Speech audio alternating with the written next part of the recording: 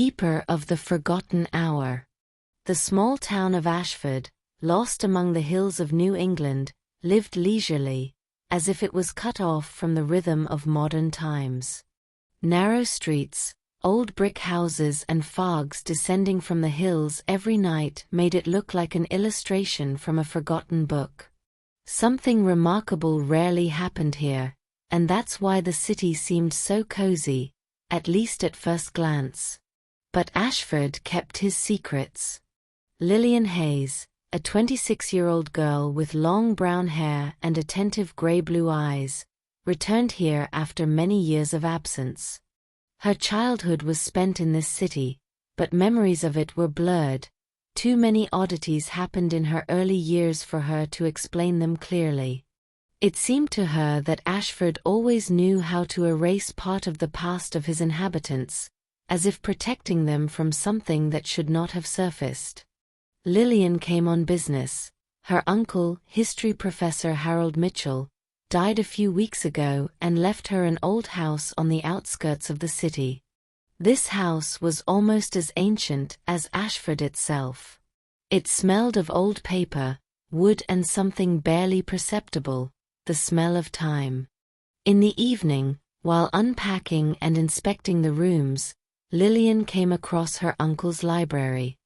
There were hundreds of books in leather bindings on the high shelves, but among them her eyes caught on one object that clearly did not belong here.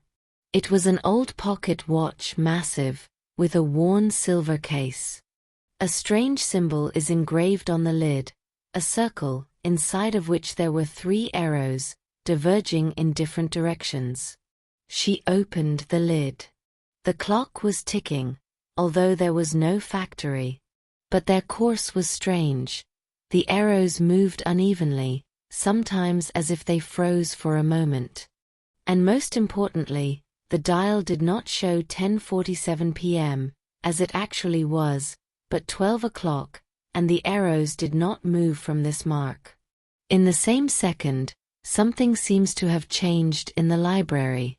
The silence has become deeper, the air is heavier. The lamp on the table flashed, and it seemed to Lillian that someone was standing behind her. She turned around abruptly, but there was no one in the room. Only books and her own breath. Downstairs in the hallway, the door creaked. Lillian froze. She was sure she had locked her up.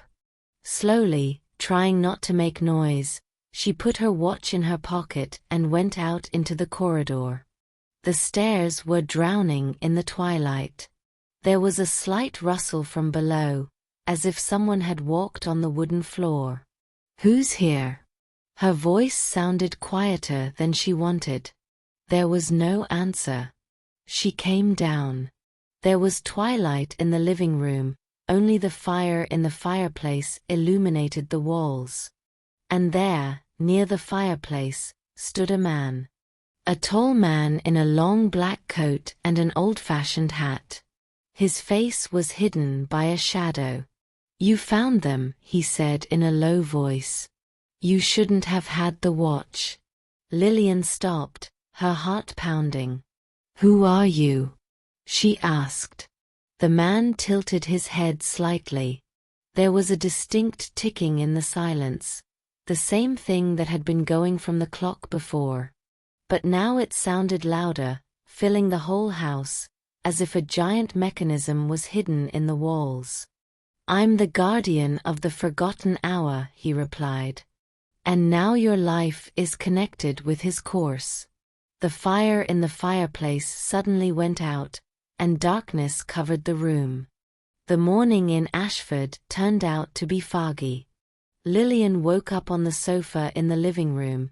She didn't remember how she fell asleep, and most importantly, the man in the black coat was nowhere to be found. The fireplace was burning again. The clock on the wall showed the usual time, but Uncle's pocket clock was still at 12 o'clock, without moving for a second. She tried to convince herself that it was all a dream, a hallucination from fatigue. But deep down I knew, no. Too clearly she remembered the voice and cold look of the stranger. Going out to the city on business, Lillian noticed a strange thing. The residents of Ashford seemed to avoid looking at the clock. On the town hall, the dial is taped with a dark cloth. There was an old clock hanging at the counter in the cafe, but they didn't have the hands. Even on the waiter's hand, empty bracelets from a wristwatch without a mechanism shown. "Is your watch broken?" she asked the barista, a young guy named Dan. He shuddered, as if she had touched on a forbidden topic, and abruptly changed the subject of conversation. Every minute the city seemed more and more strange to her. People smiled, spoke friendly, but there was fear in her eyes when she took a silver watch out of her pocket. By the evening, Lillian decided to return to the house and explore her uncle's library again. She found a diary between the books. The handwriting was uneven, hasty. Ashford stands on the border. Here time is not linear, it gathers in loops. The forgotten minute is a door through which those who are waiting on the other side can enter. I thought I could become a keeper. But now I understand, the watch will choose a new one. The pages were breaking. Lillian felt a shiver. Her uncle's words explained too much and too little at the same time. At night, when the house was plunged into silence again, a ticking was heard in the corridor. At first quiet, as if someone had started an old mechanism, and then louder, until it became deafening. The lamps flashed and went out. He was standing on the stairs, a tall man in a black coat. But now his face could be seen. It was a face, empty, as if carved from a grey mask, without eyes, without a mouth, without features. "Time is running out, Lillian," he hissed in a voice that sounded right in her head. "Ashford hasn't had a watch for a long time. You're the last one to hear their move." She grabbed her pocket watch in a panic. In the same second, the arrows trembled, and the house disappeared. Lillian was in the middle of the street, but the city was different. The houses were half ruined, the windows were empty, the streets were overgrown with grass. In the square, where children laughed during the day, there was now a dead silence. And only in the air did this hateful ticking sound. "What's going on?" she whispered. People began to come out of the fog. More precisely, shadows of people. Their faces were as empty as the stranger's. They walked towards her slowly, and each of their steps sounded like a blow of a pendulum. At that moment, she realized, Ashford has two appearances. One is alive, familiar. The other is frozen, forgotten, where there is no time and no life. And the clock is the key between them. But why exactly she became the one who keeps them? Lillian stood in the dead Ashford, surrounded by shadows. They approached slowly, as if they were sure that she had no way out. There was something unbearably creepy in their faceless faces, as if all those who once lived in the city, but were erased from time, were walking in front of her. The silver watch trembled in her hands. The arrows were still frozen at 12 o'clock, but now the ticking was heard straight from the air, from the ground, from her very heart. "You're holding the door," a cold voice came from behind. The keeper stood at the entrance to the old town hall. His figure towered above the shadows, and they bowed before him, as if they obeyed. "Every 100 years Ashford pays the price," he continued. "One moment is cut out of the world. 1 hour is forgotten forever. And the one who holds the watch decides who will stay on this side and who will be forgotten." Lillian squeezed the watch harder. "Why me?" "Because your uncle refused. He couldn't. You are his heiress." The watch chose you. She felt the fear turning into a desperate determination. If all this is true, then she has a choice. But which one?